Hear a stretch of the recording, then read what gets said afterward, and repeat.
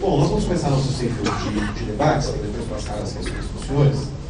Eu faria duas perguntas sucessivas para o Luiz.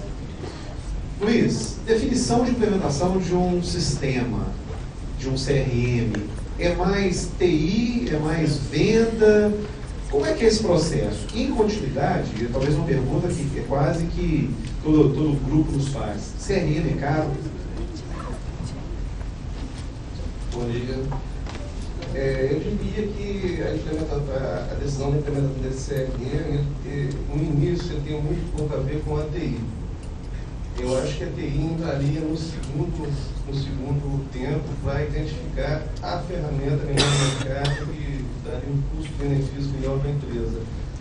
Então, eu acho que a implementação viria sim da área de marketing, da área de venda das empresas. Né? No segundo plano, aí sim a TI entra para fazer toda a identificação e ver o que é melhor para a empresa com a ferramenta melhor. E quanto a ser caro, depende. Se você compra ferramentas que não são baratas, nenhum fornecedor tem essas ferramentas, os grandes fornecedores, e se você não consegue fazer com que essa ferramenta funcione, aí realmente ela vai ser muito cara para a empresa.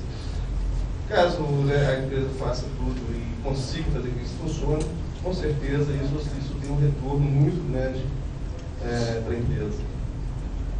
Ok, muito obrigado. Tatiana, você tem uma característica, e eu trouxe você proposital, porque a Tatiana, além de fornecedora, ela é usuária do próprio sistema, não é isso? Como é que é isso? Você, por ter uma estrutura técnica por trás, as coisas ficaram mais fáceis para você? Bom, quando nós tínhamos uma outra ferramenta, né, de terceiros, nós tínhamos uma dificuldade muito grande de customização. Cada solicitação de melhoria na ferramenta dependia de uma equipe técnica, o sistema era um pouco engessado, de certa forma, principalmente porque era da Microsoft, então a gente tinha que fazer uma série de adaptações nele. E no momento em que nós resolvemos implantar o nosso CRM, nós tivemos esse apoio da estrutura técnica. A nossa implantação não tem sido uma implantação muito padrão.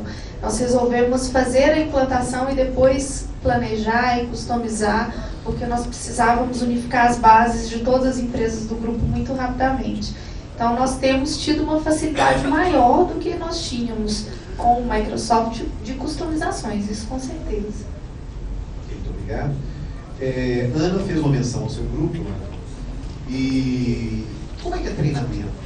Treinar pessoas. Nos fale, por exemplo, de escalões. Como é que é o processo desse dentro de uma organização como a sua? Como eu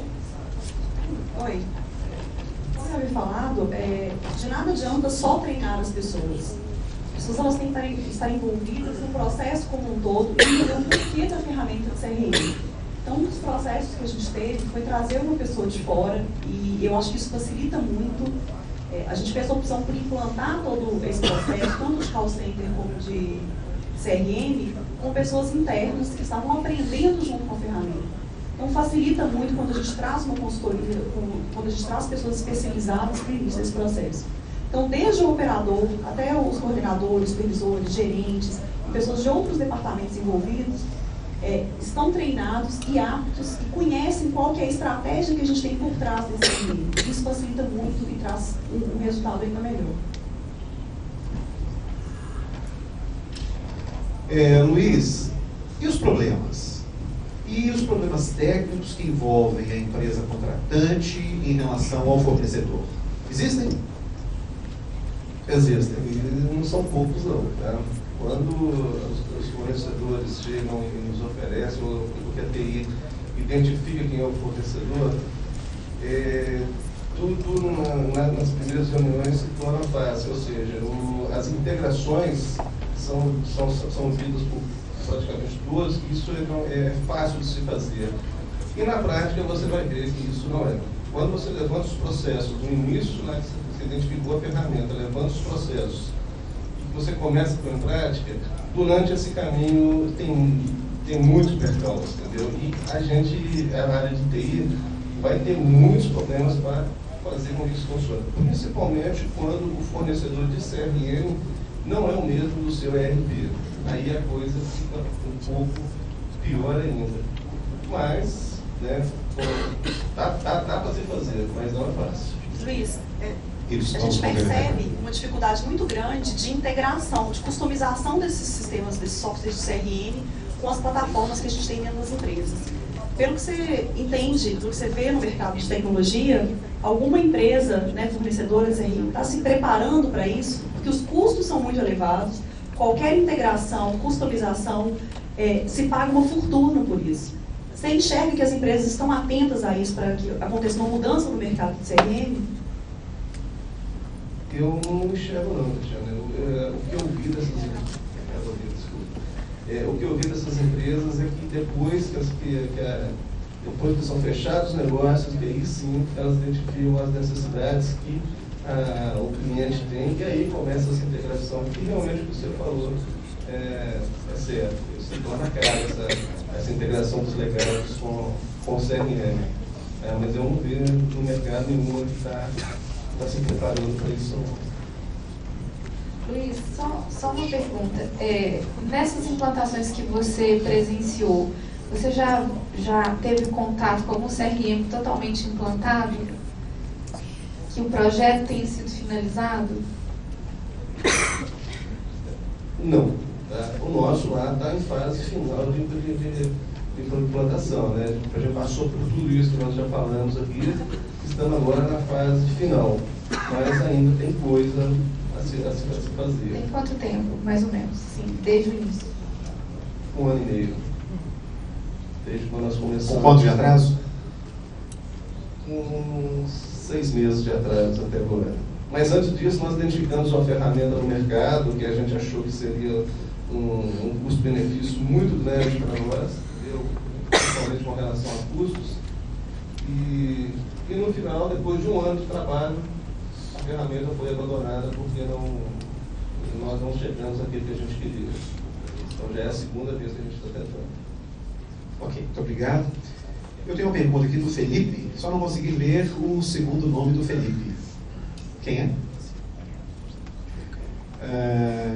Como é sistematizada a lógica de obtenção de informações via CRM para a tomada de decisão e como transformar isso para aumentar a percepção de valor dessa ferramenta para todas as partes interessadas?